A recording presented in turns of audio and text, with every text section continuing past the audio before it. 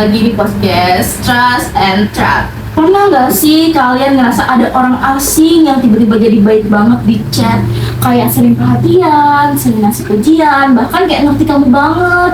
Tapi rasanya ada yang aneh. Nah, hari ini kita bakal bahas sesuatu yang penting banget nih, terutama bagi orang yang aktif di media sosial. Topiknya yaitu child grooming. Sebelumnya kita akan memperkenalkan diri dulu nih. Perkenalkan, nama saya Dimas Alif Putra Prasetyo. Dan saya India Raudia Puspa.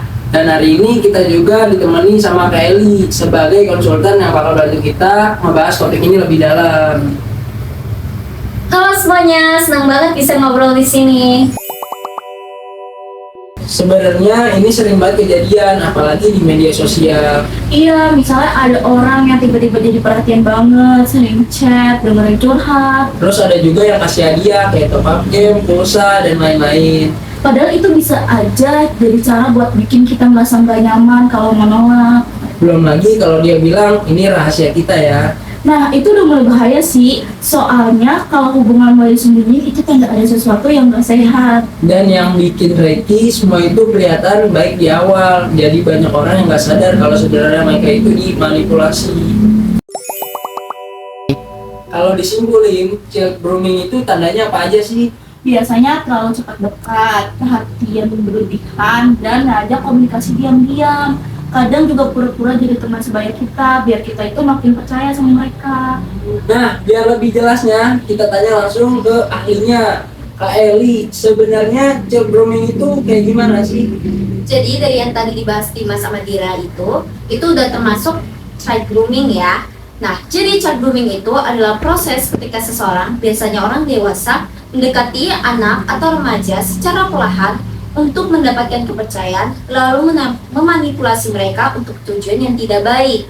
Yang perlu diingat, ini bukan sesuatu yang terjadi secara tiba-tiba ya. Semua dilakukan bertahap, makanya sering gak disadari sama orang-orang. Tidak. Berarti ada tahapannya ya, Kak? Iya, biasanya ada beberapa tahap. Yang pertama, pendekatan awal. Mereka biasanya mulai follow, like, chat sosmed yang santai-santai. Terus yang kedua, mulai membangun kepercayaan. Di sini mereka mulai sering perhatian, jadi tempat curhat, bahkan bikin merasa dipahami banget. Yang ketiga, ada isolasi. Mereka mulai menjauhkan korban dari orang lain, misalnya dengan bilang, cukup aku aja yang dengar cerita kamu.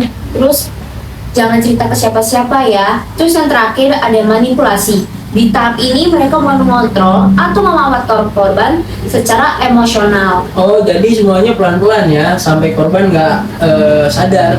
Betul, itu malah yang bikin bahaya banget sih. Nah, biar kita lebih aware, apa saja sih tanda-tanda yang harus kita waspadai ini? Jadi ada beberapa red flag yang bakal muncul ya, misalnya terlalu cepat akrab, ujian yang berlebihan terus-menerus, terus selalu ingin komunikasi secara private, meminta untuk menyimpan rahasia, dan mulai menanyakan hal-hal yang personal atau pribadi gitu. Kadang hal-hal kayak gitu malah dianggap sweet ya. Iya, padahal itu lebih bisa jadi bentuk manipulasi gitu. Berarti penting banget ya buat dengerin perasaan kita juga ya. Kalau udah ngerasa nggak nyaman, itu bukan hal sepele. Kenapa sih remaja sering jadi target ya, Eli?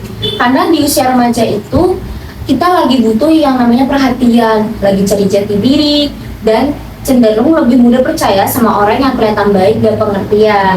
Jadi itu bukan karena lemah ya, Kelly? Bukan sama sekali. Ini karena pelaku memang menggunakan cara-cara yang manipulatif. Nah, ini yang paling penting nih Kak Eli, gimana cara kita untuk melindungi diri? Jadi ada beberapa hal yang bisa kita lakukan, yaitu jangan mudah percaya dengan orang yang baru kita kenal di internet. Terus jangan membagikan data pribadi seperti alamat, sekolah, atau nomor pribadi. Terus kalau ada yang mencurigakan, simpan bukti lalu langsung blokir. Dan yang paling diri, cerita ke orang yang kalian percaya. Kadang orang takut cerita karena takut disalahin, Kelly. Padahal justru penting untuk bicara, karena dengan cerita kita bisa dapat bantuan. Dari obrolan hari ini, kita belajar kalau nggak semua yang terlihat baik itu benar-benar aman. Dan Dan kalau kalian merasa ada sesuatu yang aneh, itu bukan overthinking. Bisa jadi itu tanda buat lebih hati-hati. Yang penting jangan diam, selalu cari bantuan kalau mulai merasa tidak nyaman. Stay safe, jaga diri kalian semua ya. Dan juga jaga teman-teman kalian. See you di episode berikutnya di Trust and Track.